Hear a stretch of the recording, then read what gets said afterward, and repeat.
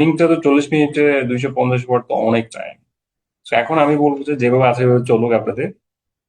এটা নিয়ে আর একটু পরে ভাবনা চিন্তা করেন, প্র্যাকটিসে যেন ব্যাঘাত না আসে। এটা নিয়ে এত রিউমার এত কিছুর দরকার নাই। প্র্যাকটিসটা একই রকম।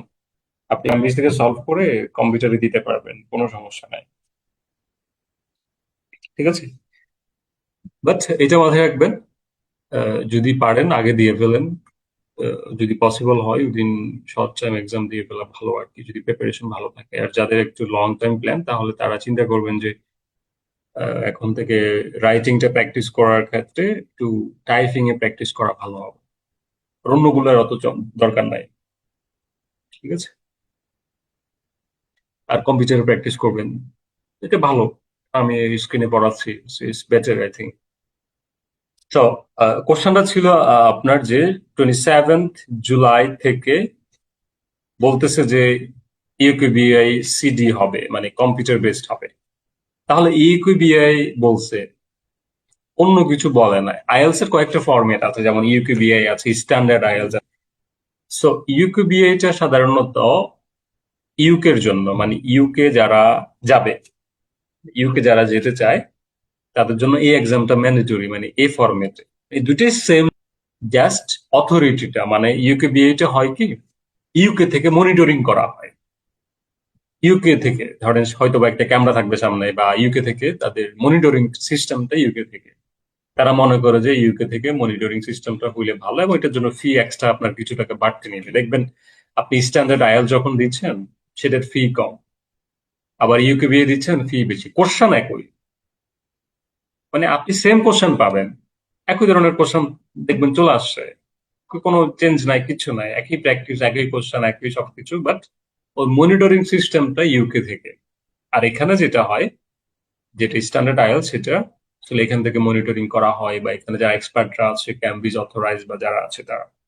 সো এটা প্রথমে সবকিছু ইউকেবিএ দিয়ে হয়, পরবর্তীতে আস্তে আস্তে সবগুলা হয়ে যায়। যেমন ইউকেবিএ ব্রিটিশ কাউন্সিলও বলছে, আইডিভিও বলছে, দুইটা অথরাইজড, এরা বলছে যে 27 জুলাইয়ের পর থেকে কম্পিউটার বেসড হবে। পাশাপাশি এটাও বলছে যে কেউ যদি চায় রিফান্ড করতে পারবে, মানে বুক করছে পেপার পেস্টের জন্য, এখন চাচ্ছে যে কম্পিউটার বেসড দিবে না, রিফান্ড করতে পারবে, বা ডেট চেঞ্জ করতে পারবে, কোনো ইস্যু নেই, পেপার বেসড দিয়ে ফেলতে পারবে। যে কোনো একটা স্টুডেন্ট মনে করছে যে আগস্টের কোন একটা ডেটে এক্সাম বুক করে ফেলছে পেপার বেসড, এখন সে চাইলে সেই ডেটটা চেঞ্জ করে 27 তারিখের আগে নিয়ে আসতে পারবে পেপার বেসডে। কারণ 27 তারিখের পরে কোনো পেপার বেসড এক্সাম হবে না ইউকিউবিএ এর আন্ডারে।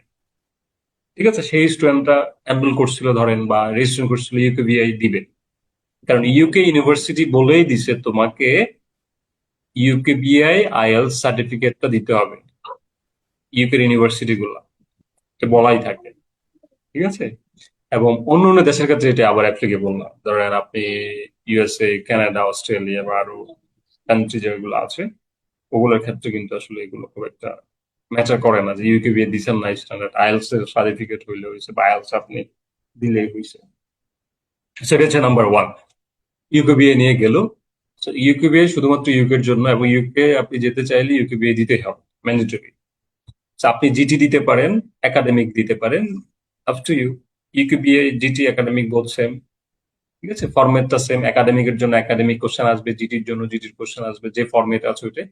এখন আসেন যারা রেগুলার আইএলস দেয় বা স্ট্যান্ডার্ড আইএলস, যেটা হচ্ছে কি ধরেন ইউকে যাওয়ার যাদের গোল নাই, যারা বলতেছে যে ইউকে যাবে না, ঠিক আছে, যাদের গোল ধরেন অন্যদিকে, অন্য কান্ট্রি গুলোতে, তারা তো আর ইউকে বিয়ে দিবে না। ঠিক আছে, তো তাদের ক্ষেত্রে এখনো পেপার বেসড উঠেই দিবে এরকম একটা ইনফরমেশন আসে নাই, but as soon as possible এটা আসবে। ঠিক আছে, আপনারা ধরে রাখেন যে অগস্টে, যেহেতু অগস্ট থেকে চলে আসবে, ইভেন এর আগেও চলে আসতে পারে, উই ডোন্ট নো, বাট চলে আসতে পারে। এটার জন্য চলে আসবে ধরে রাখেন যে আপনারা যে এখন যে আইএলস দিচ্ছেন বা যারা আইএলস দিবেন, so আপনার গোল যদি ইউকে না থাকে, আপনি তো ডেফিনেটলি স্ট্যান্ডার্ড আইএলস যেটা সেটা দিবেন। সেটা এখন আপনি যদি যে কোনো ডেট ফিক্স করতে পারেন। এখন ধরো আপনি চিন্তা করলেন যে আমি অগস্ট মাসে দিব, আমি এখন থেকে বুক করে রাখি, ওকে বুক করে রাখেন, কিন্তু ওরা যদি আবার একটা অ্যানাউন্সমেন্ট দেয়, আচ্ছা আগস্টের এত তারিখ থেকে স্ট্যান্ডার্ড আইএলস পেপার বেসড হবে না, তখন কিন্তু আপনাকে আবার ডেট চেঞ্জ করতে হবে বলবে, বা বলবে যে কি না আপনি তখন কম্পিউটার বেসড দেন। ঠিক আছে? তো ধরে রাখেন যে সেপ্টেম্বর, তাদের টার্গেটই ছিল সেপ্টেম্বর থেকে করার, এই সেপ্টেম্বর মাস থেকে, বাট এর আগেও করে ফেলতে পারে কম্পিউটার বেসড। ঠিক আছে, করে ফেলার সম্ভাবনা আছে। ভাইয়া জুলাইয়ের 26 তারিখে যদি হচ্ছে এক্সাম দেই, তো এটা তো 27-এর আগে, তাহলে এটা তো পেপার বেসডই হবে। হ্যাঁ, অবশ্যই পেপার বেসড, ওকে। অবশ্যই পেপার বেসড হবে। এবং জুলাই মাস ধরে রাখেন যে পেপার বেসড হওয়ার সম্ভাবনা বেশি। জুলাই মাস পুরোটাই, মানে 27 তারিখের পরের কথা বলছে তারা, তো জুলাই মাসে পেপার বেসড হবেই, মানে অগস্টে যারা দিবে। আর এখনো বলতেছে না যে স্ট্যান্ডার্ড আইএলস হচ্ছে কি, স্ট্যান্ডার্ড মানে যেটা রেগুলার আইএলস আর কি, আপনারা যেভাবে রেজিস্ট্রেশন করেন, যারা ইউকে ফোকাস করতেছেন না, যারা অন্য অন্য কান্ট্রিতে ফোকাস করছেন। ঠিক আছে, সো আপনারা দ্রুত প্রিপারেশন নেন। দ্রুত প্রিপারেশন নিয়ে, যদি আপনাদের জন্য একটু টাফ লাগতেছে যে কম্পিউটার বেসড অ্যাপ্রোচটা কেমন হবে, সো আপনাদেরকে হয়তো বা এটা নিয়ে একটু ঝামেলা ফেস করতে হইতে পারে, বাট আশা করি প্রত্যেকটা জিনিসের তো সমাধান আছে। হ্যাঁ, এই সমাধান তো আছে। তো সেই জায়গায় আশা করা যায় যে আপনাদের অত প্রবলেম হবে না। হয়তো বা দেখা গেছে যে একটু প্র্যাকটিসের প্যাটার্ন পাল্টাতে হবে, এটা আর কি। বাট আপাতত আপনারা যেভাবে আছেন এভাবে করেন, যেভাবে প্র্যাকটিস করতেছেন এভাবে করতে থাকেন। প্র্যাকটিসে আবার এমন না যে একটা স্টুডেন্ট ক্যাম্বি প্র্যাকটিস করছে, সে কম্পিউটার বেস দিতে গেছে পারবে না, বিষয়টা এরকম না। মানে দুইটাই সেম, জাস্ট নির্ভর করে কি আপনি আসলে এই টাইপিংটা আস্তে আস্তে করছেন।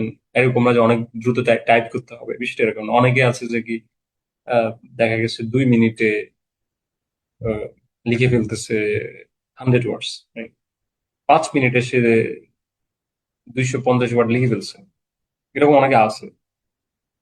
টাইপিং এর স্পিড আর কি, টাইপিং করতে করতে অভ্যস্ত। আপনার তো অত কিছু চিন্তা করার দরকার। আপনি চিন্তা করেন যে 40 মিনিট, 40 মিনিটে 250 ওয়ার্ড লেখা, এটা একটা হিউজ টাইম। 40 মিনিট আপনি অনেক টাইম। 250 ওয়ার্ড পার মিনিটে যদি আপনি 30 ওয়ার্ড চিন্তা করেন, তাহলে দেখেন 10 মিনিটে কত হয়, 300 ওয়ার্ড হয়। আপনি পার মিনিটে যদি 20 গুণ 1, তাহলে চিন্তা করেন 10 মিনিটে 200 ওয়ার্ড। ঠিক আছে, সো টাইপিংটা ইজিয়ার। ঠিক আছে, কিন্তু এটার সাথে হ্যাবিচুয়েট হতে হবে। আপনি তো স্মার্টফোনে টাইপ করতে পারেন, চ্যাট করার সময় এখন যদি আমি আপনাকে বলি আহ, আপনি মেসেজ করেন, আপনি দেখা গেছে 5 মিনিটে দেখা গেছে আপনি 500 1000 ওয়ার্ড লিখে ফেলতে পারবেন, এরকম অনেকে আছে। কারণ হ্যাবিচুয়েট একটা ব্যাপার। সো হ্যাবিচুয়েট হয়ে যাইতে হবে আস্তে আস্তে। কিন্তু ওই টাইমিংটা তো 40 মিনিটে 250 ওয়ার্ড তো অনেক টাইম। তো এখন আমি বলবো যে যেভাবে আছে সেভাবে চলুক আপনাদের। এটা নিয়ে আর একটু পরে ভাবনা চিন্তা করেন, প্র্যাকটিসে যেন ব্যাঘাত না আসে। এটা নিয়ে এত রিউমার এত কিছুর দরকার নাই। প্র্যাকটিসটা একই রকম, আপনি ক্যামব্রিজ থেকে সলভ করে কম্পিউটারে দিতে পারবেন, কোনো সমস্যা নাই। ঠিক আছে, বাট এটা মাথায় রাখবেন, যদি পারেন আগে দিয়ে ফেলেন। যদি পসিবল হয় উইদিন শর্ট টাইম এক্সাম দিয়ে ফেলা ভালো আর কি, যদি প্রিপারেশন ভালো থাকে। আর যাদের একটু লং টাইম প্ল্যান, তাহলে তারা চিন্তা করবেন যে এখন থেকে রাইটিংটা প্র্যাকটিস করার ক্ষেত্রে একটু টাইপিং এ প্র্যাকটিস করা ভালো হবে। আর অন্যগুলোর অত দরকার নাই। ঠিক আছে, আর কম্পিউটারে প্র্যাকটিস করবেন, এটা ভালো। আমি স্ক্রিনে পড়াচ্ছি, ইটস বেটার আই থিঙ্ক। ঠিক আছে, আপনি নিজে পিডিএফ দুইটা দুই পাশে ওপেন করবেন, প্র্যাকটিস করবেন। হ্যাঁ, স্ক্রিনে পিসি থাকলে বা কারো থেকে ধার নিতে পারেন, ফ্রেন্ড থেকে না থাকলে। ঠিক আছে, দেয়ার আর ওয়েজ, বেসিকলি মাল্টিপল ওয়েজ আছে। ওকে, সমস্যা নাই এটা, no Warsi. Any question here? ওকে, আজকে রাখবো এই পর্যন্ত। That's all for today. Good night everyone.